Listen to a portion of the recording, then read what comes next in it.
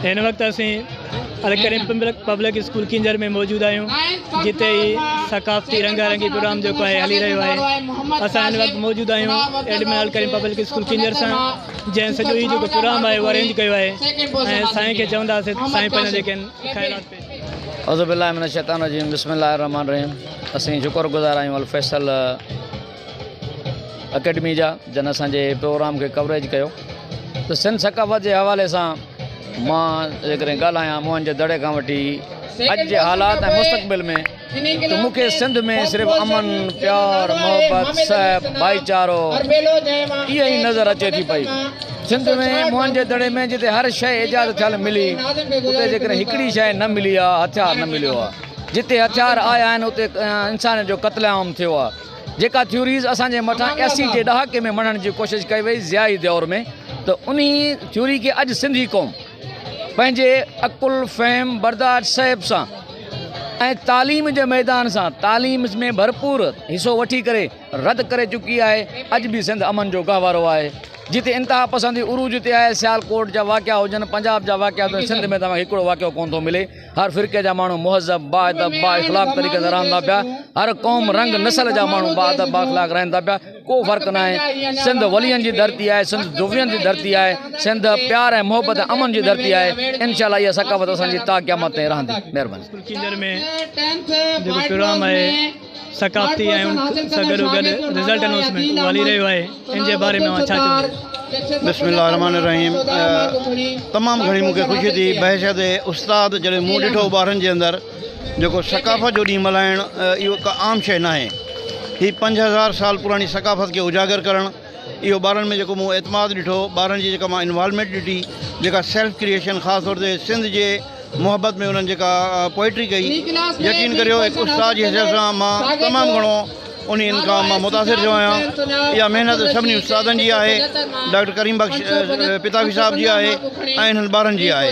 दिली तौर ते असांखे ख़ुशी थी त इहो सकाफ़त जे ॾींहं खे इन्हनि जोशो ख़रोश सां मल्हायो। बिस्मिल्लाहिर्रहमानिर्रहीम।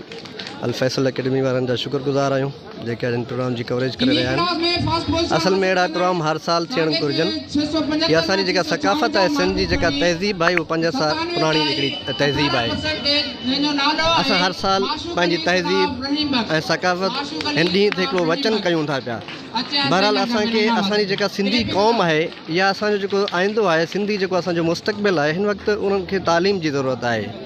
हर साल इन ॾींहं ते तव्हां असां सभई मिली करे हिकिड़ो अहद कयूं त पंहिंजे ॿारनि खे तालीम जे ज़ेवर सां रस्ता करे पंहिंजी सुहिणी सिंध जेको आहे उहो मुस्तक़बिल असां संवारींदासीं। ऐं इंशाअल्लाह इहो जेको असांजा अॼु जा जेके ॿार आहिनि, सुभाणे अॻिते हली करे असांजे मुल्क ऐं सुहिणी सिंध जो जेको नालो आहे उहो रोशन कंदा। आख़िर में आऊं अल करीम पब्लिक स्कूल कींजहर जे एडमिन डॉक्टर करीम बख्श पिताफ़ी, ग़ालिब पिताफ़ी ऐं उनजे मुकमिल स्टाफ खे हिन कामयाब प्रोग्राम कराइण ते मुबारकबाद पेश कयां थो। ऐं अॻिते बि जेको आहे इहो चाहियां थो त अहिड़ा प्रोग्राम थींदा रहनि जीअं असांजे स्कूल जे ॿारनि जी हौसला अफ़ज़ाई थींदी रहे। महिरबानी। सामिन हिन वक़्तु असां जेका आहे अल करीम पब्लिक स्कूल कींजर में यूट्यूब चैनल अल फैसल तरफ़ां मौजूदु आहियूं।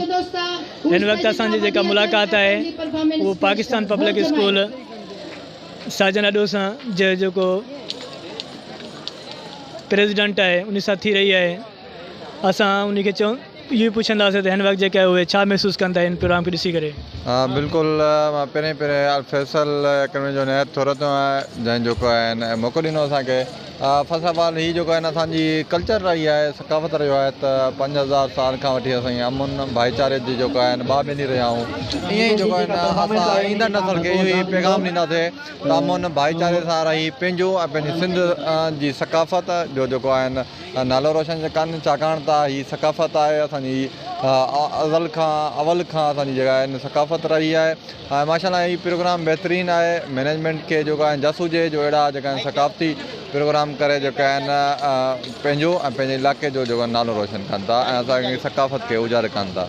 Thank U. ऐं हिन सकावत खे जेको आहे कीअं हमेशह लाइ ज़िंदा रखी सघिजे थो, कहिड़ा जेके पॉइंट आहिनि जंहिंजे करे उहा हमेशह लाइ ज़िंदा रही सघे थी? हाँ बिल्कुलु, जेका आहिनि इन सकावत खे क़ाइमु करिणो आहे त असांखे जो आहे तालीम हासिलु करणी पवंदी ऐं सकाफ़त खे जेको आहे पंहिंजे रगनि में समाइण ॾियणो पवंदो, छाकाणि त असांजो जेको आहे असांजी जेका आहे सकाफ़त आहे उन खे जेको आहे आबाद करण जे लाइ अहिड़ा प्रोग्राम मुनक़िद कंदासीं ऐं पंहिंजे बचनि खे पंहिंजी ईंदड़ नसल खे तालीम ॾींदासीं। तालीम सां गॾो गॾु जेको आहे असांजो ऐं असांजे इलाइक़े जो नालो रोशन थी सघंदो।